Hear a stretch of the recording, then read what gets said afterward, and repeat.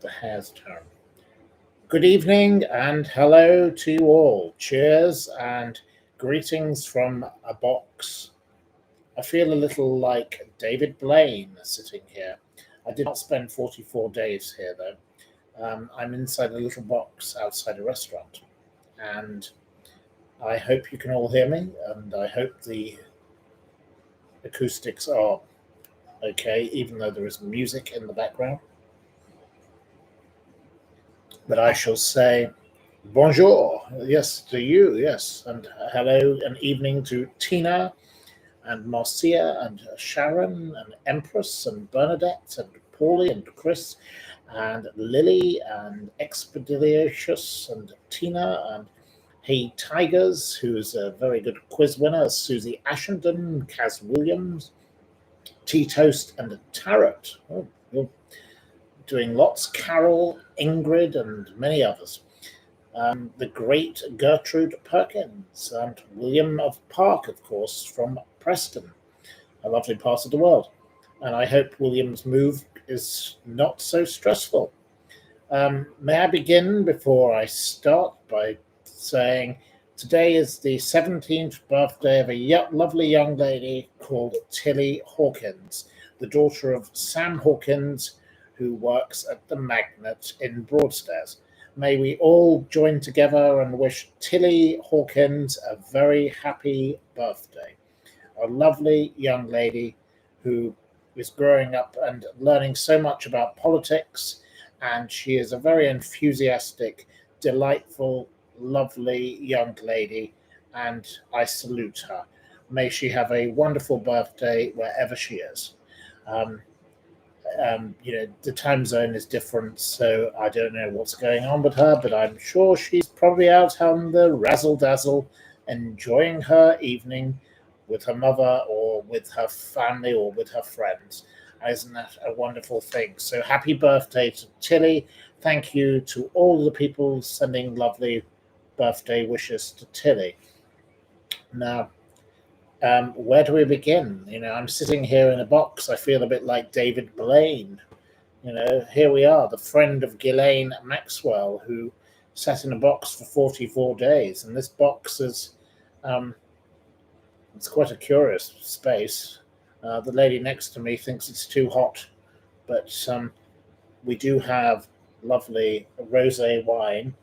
And I have to say, may I urge you to all, please try out, if you can get hold of a bottle, the Crazy Trapé wine.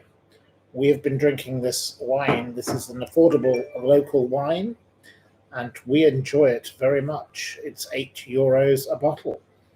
Now, I like very nice wines. I like wines that cost, I've had wines that cost £25,000 a bottle in my time, but I think this €8 bottle of rosé is extremely reasonable, and I raise a toast to the people behind Crazy Trapé Wine. I am not sponsored by them. I have no idea who they are.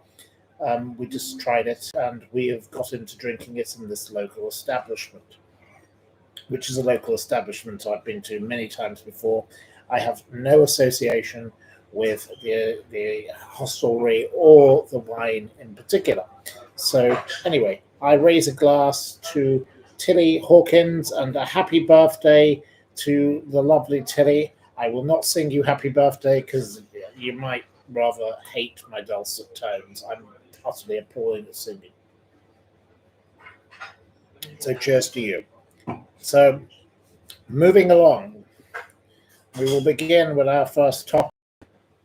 Many of you would like to talk about one topic in particular. And thank goodness for one, Citizen Russell Brand, because I think people have done enough about that on other channels. I shall leave that to others for tonight. But let's talk about a man called Mazher Mahmood. Mr. Mahmood is subject to a program that comes out, I believe, today, the 26th of September. It's on Amazon Prime. It's called Fake Sheikh. Now, Mr. Mahmood worked for the News of the World. He worked for the Sunday Times, so he worked for Rupert Murdoch. Kevin Hentz says, "I bet you sing better than Cilla Black." Well, I won't try and impersonate Cilla Black, but I'll stick to Mazher Mahmood, to be honest. But no, I'm not a fan of Cilla Black. But there we are. Anyway, so Mr. Mahmood did win many awards for his reporting: Scoop of the Year, Reporter of the Year, all the rest of it. But he became known as the fake sheikh. He often posed as a sheikh during his investigations. Um, he went after various people, and it all ended in disaster. Mr. Mahmood was born in Birmingham in 1963. He went after family friends who sold pirate videos, and that's how he got a job at the News of the World, freelancing at the Sunday People. Then he got involved with the Metropole Hotel, and he disguised himself as a sheikh whilst trying to get people into a hotel room, people of a certain type. And then he somehow ended up at the Sunday Times. He worked for David Frost, TVAM, News of the World. Now, this is a man whose work actually was brilliant in many, many ways. He exposed Sophie Countess of Wessex for her PR firm, and I knew the gentleman who she had a PR firm with in 2001. He exposed Princess Michael of Kent in 2005, and I have to say, Princess Michael of Kent and Prince Michael of Kent are actually very charming people when you get to know them, but they do behave in a very strange way. And in 2010, he did one of his biggest stories, which was, of course, Fergie, Sarah, Duchess of York. Now, Sarah, Duchess of York is a very, very naive, stupid person. She is like a child. She means well, but she always gets herself in a mess. And, that's what happened with his stories with the royals. He did George Galloway. He did various footballers, John Fashionow, Newcastle people, Sven-Goran Eriksson, John Higgins, the snooker player, Pakistan cricket spot fixing. He was involved in a terrorist sting, drug sting involving the actor John Alford. This is a man who was also involved in a plot to kidnap Victoria Beckham. There was a kidnapping thing, there was a dirty bomb, and then along came Talisia Constavios, the X Factor judge. And Miss Constavios was the reason for his downfall. Now, this program, I don't know what it adds to the narrative. I haven't seen the program yet, but I would say the program is probably not as relevant as the program presented by my friend John Sweeney in November 2014. John Sweeney did a wonderful program about Ghislaine Maxwell hunting Ghislaine, and he was Newsnight, and he's currently in Ukraine. And he is a courageous, wonderful journalist. He worked at The Guardian, and he did very, very good work. Now, I don't know what this program has had to say because I haven't seen it yet, because I cannot see it yet currently from where I am. Maybe I will be able to. There, I believe many people are very upset, the likes of Jodie Kidd, who is the polo playing model, or whatever you want to call her, whose family I've met many times. He was sent to prison ultimately, and allegedly, if you believe what I read here in something called Good to Know, he is back working as a journalist, but we don't know where he is. He is somebody who has managed to hide his identity. Now, is this correct or is this wrong? I don't know. But I think a lot of his work was relevant because it showed the hypocrisy of these kind of people. And these kind of people do need to be exposed. But, the likes of Fergie, she sat there and she was willing to take 500,000 and she said, I can give you anything you want. And equally today, I've had a message from a man who goes by the name Jonathan Royal. I don't know Mr. Royal. Mr. Royal associates with a website called Political Light. Political Light is something that is supported via a man called Jay Beecher, a very lowbrow person, Ghislaine Maxwell. Mr. Royal calls himself a comedy stage hypnotist. I have no idea what a comedy stage hypnotist is, but Mr.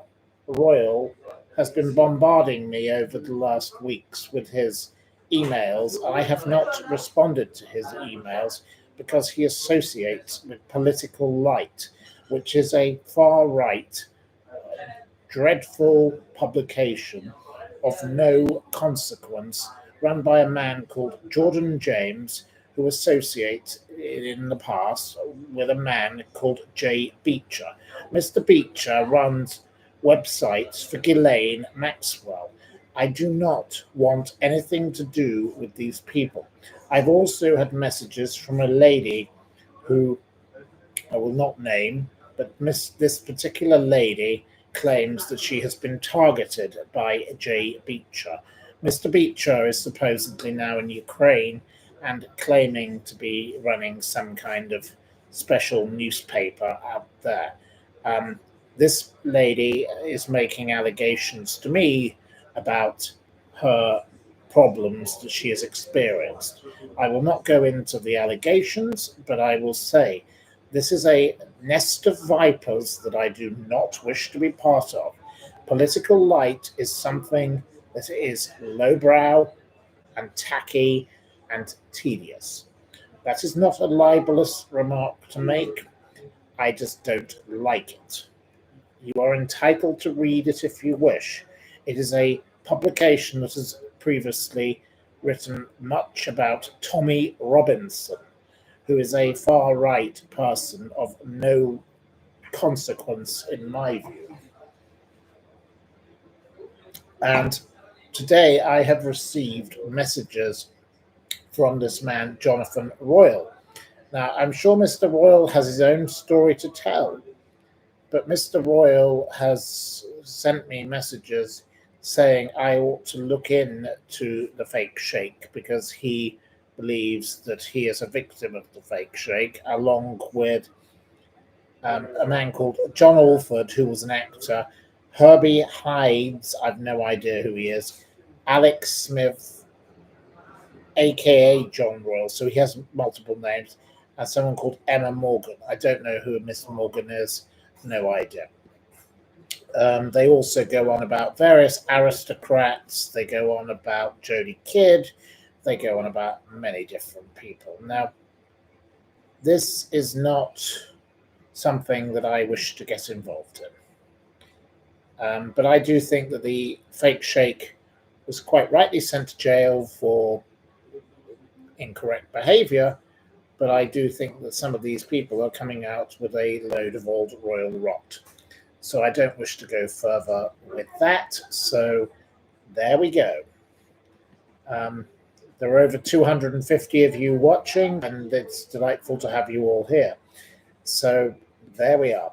We shall move along to the next topic.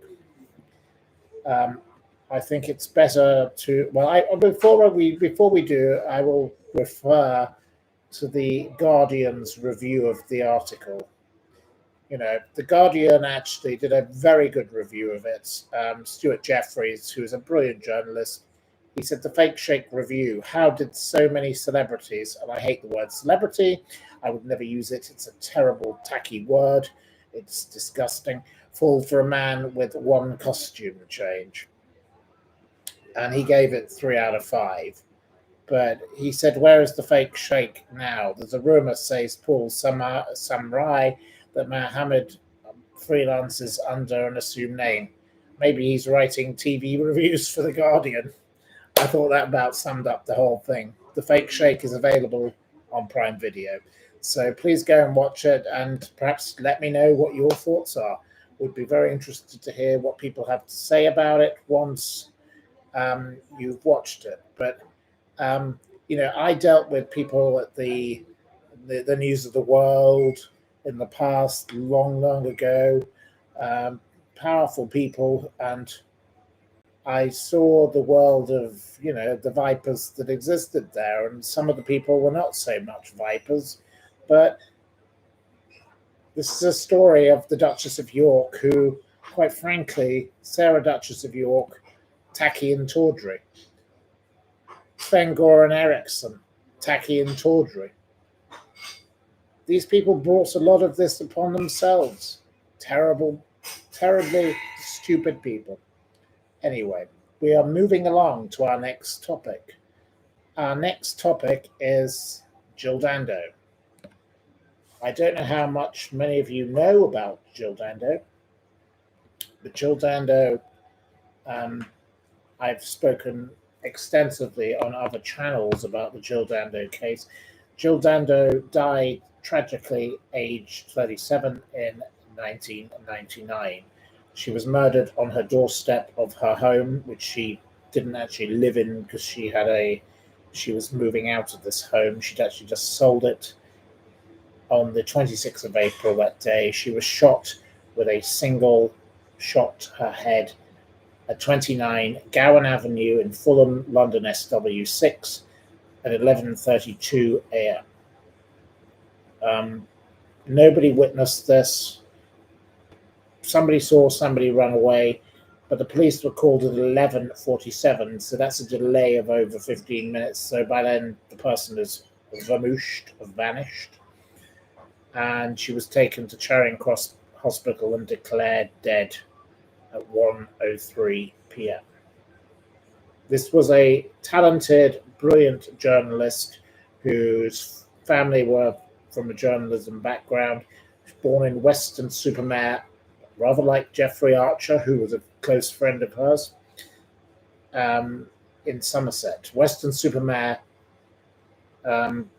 was, made famous probably by the film The Remains of the Day, if you've seen that. So there you go. She came from a devout Baptist family.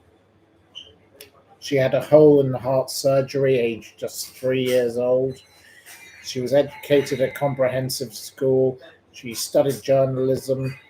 She worked on a local newspaper. She gradually worked her way up through local radio at the BBC and then ended up becoming one of their best presenters for the holiday program. She was voted, the highest profile BBC presenter in 1995, Personality of the Year in 1997. And in the mid-1990s, she had attempted to have investigations done into other presenters at the BBC over things that the likes of Jimmy Savile did. Very curious. She dated an executive from the BBC from 1989 to 1996 called Bob Wheaton, and he was questioned. And then she dated Alan Farthing from 1997, who became the Queen Elizabeth's, the late Queen's personal physician after a blind date. They got engaged in 1999 and they were due to get married on the 25th of September 1999. She was killed in April 1999, as I've already said. She'd sold her house 2 days before she was murdered there. She only went there by chance. Now, my question is, did the person, somebody who'd seen this house when it was for sale, perhaps go there and know the lay of the land? That's a very key question, I would say. She was mostly living with her fiancé. She wasn't particularly planning to go there. She was due to go to the Lanesborough that very day to an event, and she never arrived at the event, obviously, because she went shopping in the morning and then she went to her house. She was shot with a 9mm short caliber semi-automatic pistol with a workshop modified cartridge. When you're killed by an assassin, mostly they modify the weapon because they don't want to be traced. So she was killed by a hitman, without a doubt, poor lady. And a toast to her memory. She was obviously I never knew her, and I'm sure she was a decent, lovely lady, but from what I remember of her from these holiday programs and her news reading, this is a lady who had dignity and decency. One neighbor heard a scream, but no gunshots, so there was a silencer likely involved. A white man in his 40s, 6 foot tall, walked away.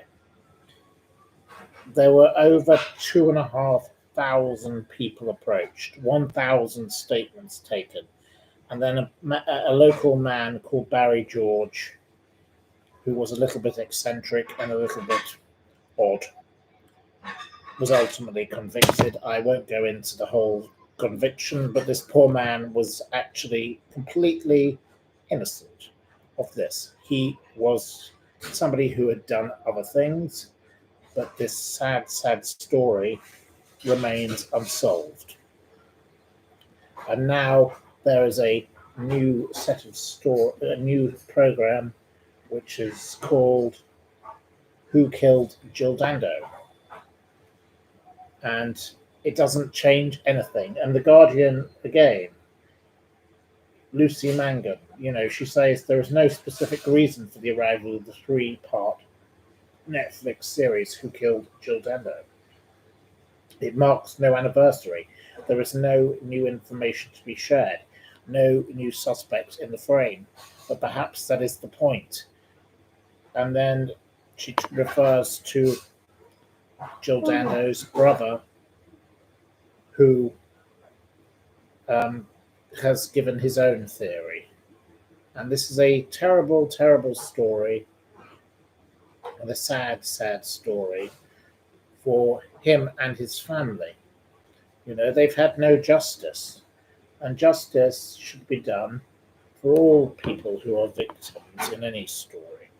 There's plenty of alternative theories out there, and the Mail today has said was the model Lisa Brinkworth the real target of a hitman, in connection with a man who ran a model agency who was rather angry about investigations into his own behavior. And, did they get the wrong person?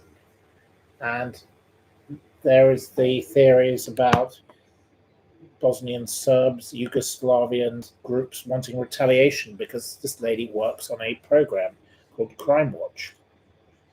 And, there are so many sad, sad things. But I have a particular interest in this story because a member of my family was very close to a lady called Diana Moore, who was killed in a very similar set of circumstances in the late 1980s on her doorstep and shot on her doorstep and shot with a crossbow. No justice has ever been done. Attractive, lovely lady, successful, no apparent motive. This is so sad when people don't get justice, and we should all campaign for justice for people.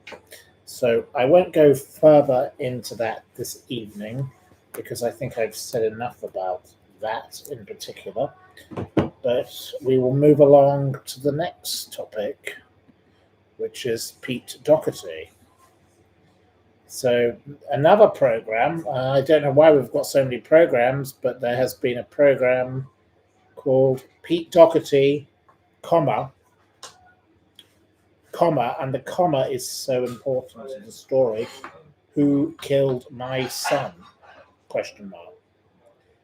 Totally bungled investigation. Utterly shocking that Doherty ran away that night. Now, Pete Doherty, I don't know if you remember him, was a singer with the Libertines, and I actually really liked the Libertines, and I was listening to some of the Libertines' music earlier this evening.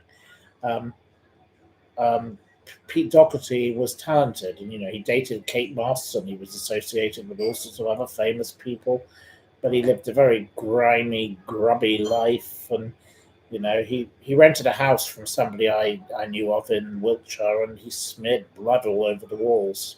It was utterly disgusting. But he associated with someone known as Johnny Headlock. That wasn't his real name. But this poor man called Mark Blanco was thrown off a balcony, allegedly. No one has been able to prove it, but the coroner has ruled out suicide, so therefore he must have been killed by nefarious means, and Pete Doherty is pictured running away from the scene. Now, Pete Doherty, and it's rather like the case of Stuart Lubbock, Pete Doherty has questions to answer. And the mother of Mark Blanco, who was a Cambridge graduate, who was a playwright, and he was involved in the same circuit of people, deserves justice. Just as the Lubbock family deserve justice. The mother, whose name is Sheila Blanco, claims that her son was projectiled off that balcony. That is disgusting and appalling and wrong. And recently, Doherty, who doesn't look anything like what you would remember from when he was back in the day as a musician, he now lives in France somewhere, I'm not sure where. He's married, he's got a child. He looks completely different. He was at the Duke of Boots, which is a pub in Belgravia I used to go to, near where I used to live there. And they all gave statements to this program, and other people, the person who owned the flat. I find this terribly, terribly sad and upsetting that this is still not solved.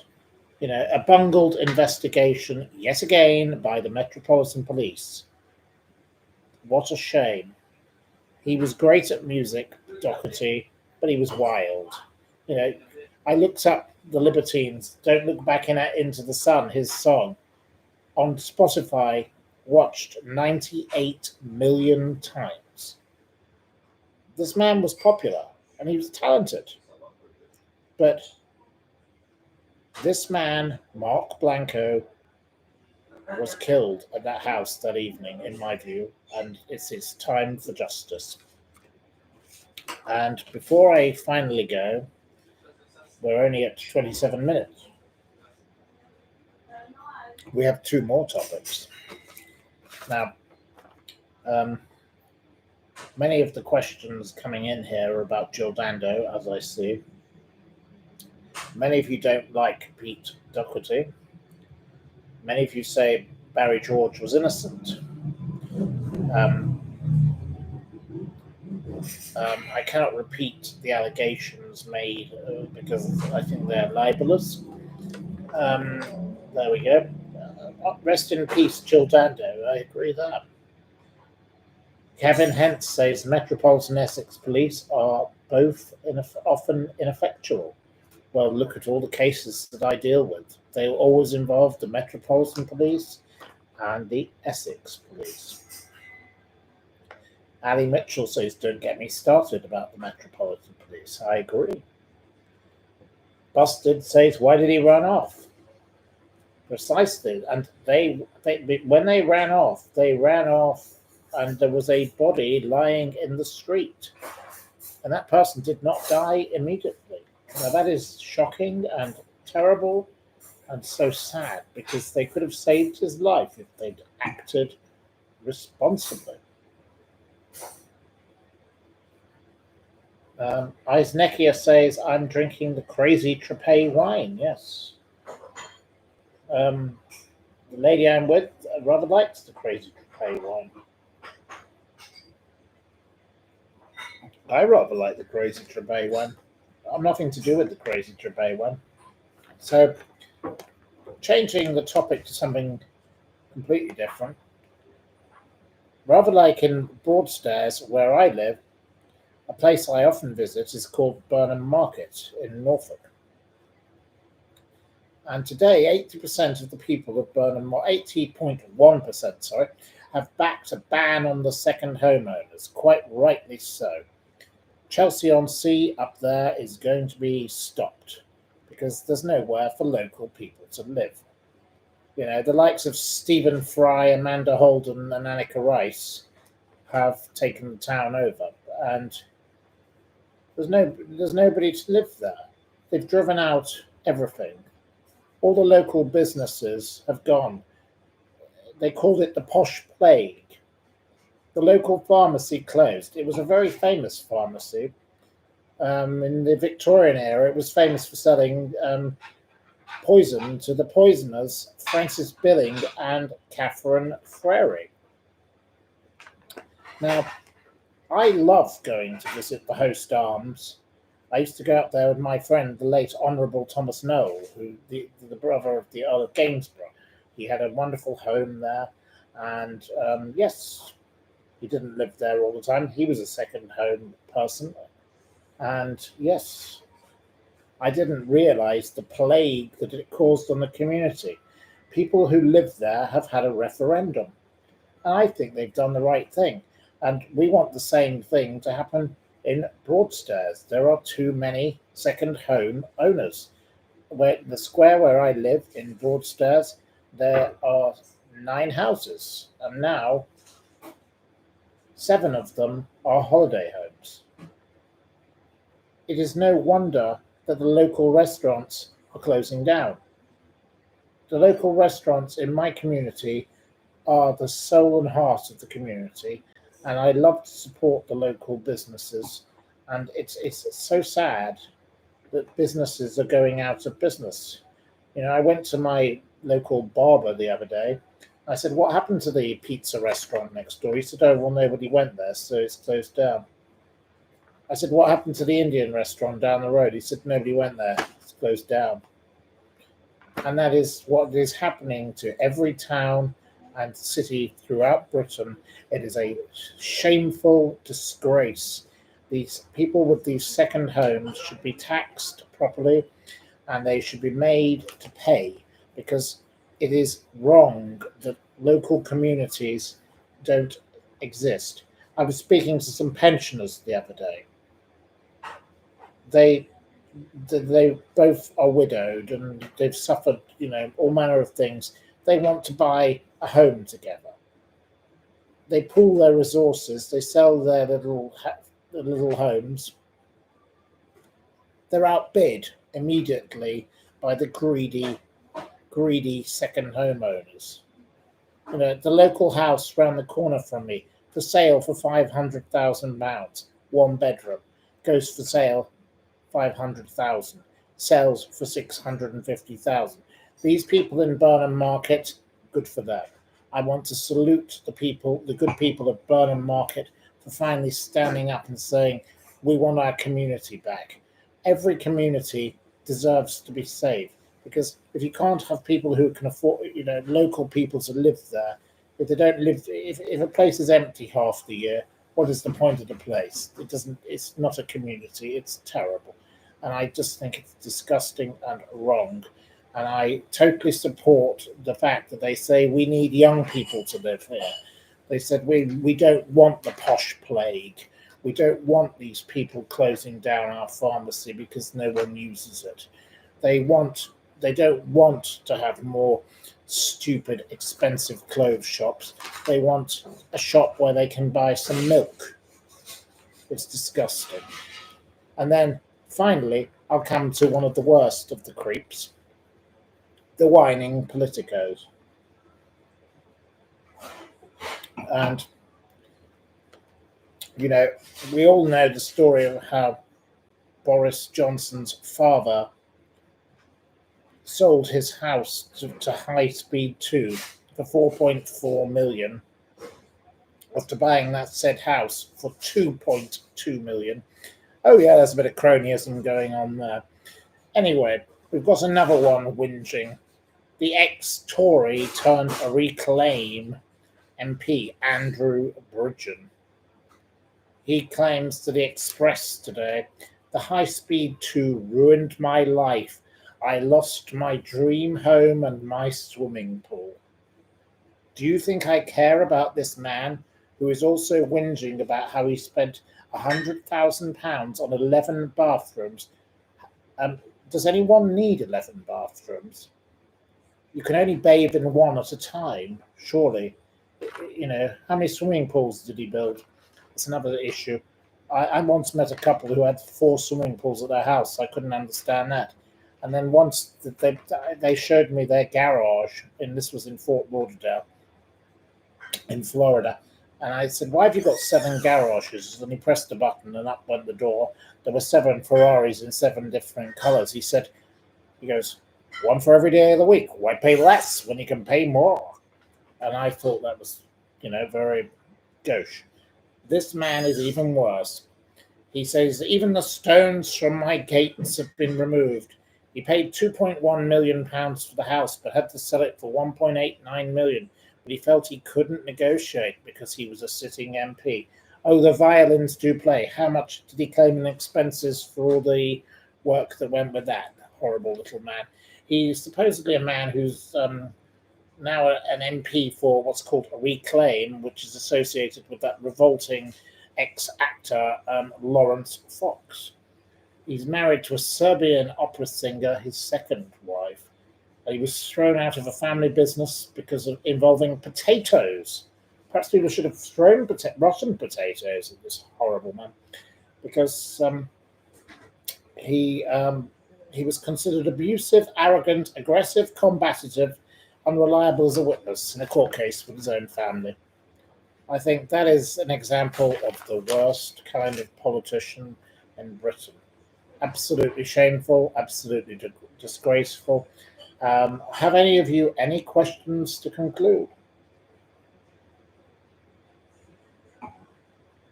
Melissa says, "I wouldn't want to clean 11 bathrooms." Well, I'm sure he claimed his cleaning on his expenses, though I cannot confirm or deny that because I cannot be held responsible for his expenses, can I? Have I ever met Girls Aloud? No, I have not met Girls Aloud. No. When is the revolution? Asks Bren. I'm not sure. Tina needs wine. I'm making her thirsty. I'm sorry, I can't. I send you a virtual glass of wine, Tina. What else can I do? I can't send you any remotely here. I have not met Kim Woodburn. Lauren. Was Boris Johnson's brother involved with the train project? I don't know. Couldn't answer that. But Stanley got £4.4 million as a result of High Speed 2. Stanley used to be involved in a charity I was involved in, but he is no longer involved. And I think that is no bad thing. I think Stanley Johnson should go away and retire and disappear, along with his rotten toe rag son and his stupid apologist, the Ghislaine Maxwell daughter. There we go. Have I seen the film Scandal? I'm not sure. I can't remember the film Scandal, but no, as far as I'm aware, not.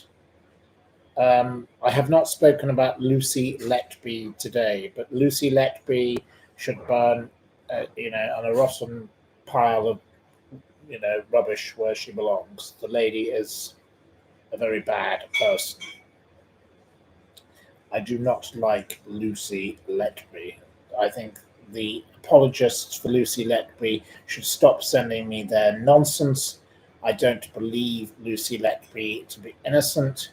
I think stop piling misery on the victims, those poor families who lost their children to that evil, wicked woman.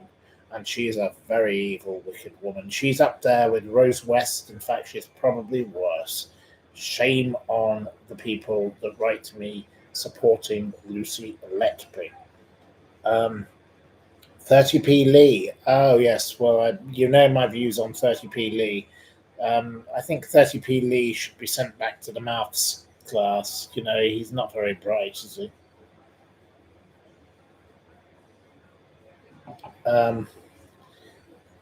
More about Letby. Well, we've done been. And there we go. You would like to see some videos of France. Well, I'm not very good at making videos, but I'll try. I've got to get used to technology. I'm not very good at it. But I hope you don't mind me sitting in a glass box like this. It is a bit like David Blaine, but there we go. Well, we have the ocean. And but at this time of night, we can't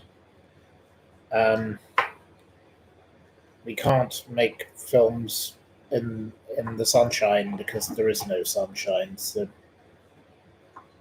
would I ever consider becoming a game show host? It's not really on my agenda, but you do seem to like my quizzes. I have brought the weakest link, and if I find somebody useful, I will get them to help me with a quiz. You think I would be better than Michael Portillo? No, I think Michael Portillo is the most brilliant presenter of train journeys. I absolutely adore Michael Portillo's train journeys, and I would like to say I could never ever beat those because he's an expert on that. Have I met Patsy Kensit? No, I've never met Patsy Kensit, to my knowledge. I've met other people from that circuit. Yes, the Primrose Hill set, but I don't know her perfect. Abby Mitchell has the Bradshaw. I don't have a copy of the Bradshaw. I would like to see some of these Bradshaw books because I love watching the train journeys.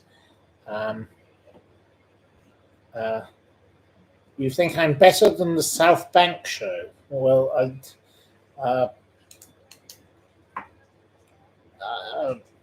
I used to spend time on the train with the presenter of the South Bank show when I used to go back up to the north of England when I was at university, and I think he's a little bit of a better presenter than I am. I'm not a presenter. I'm not trained. I don't have experience, but I'm trying to learn about all of this because I've been asked to do this. I will be going on this little tour with Sean Atwood, 23rd of November at some venue that is still to be told to me. But we will see what happens. So, but until then, I will continue to speak to you all from a distance, and I hope that this was to your pleasant liking.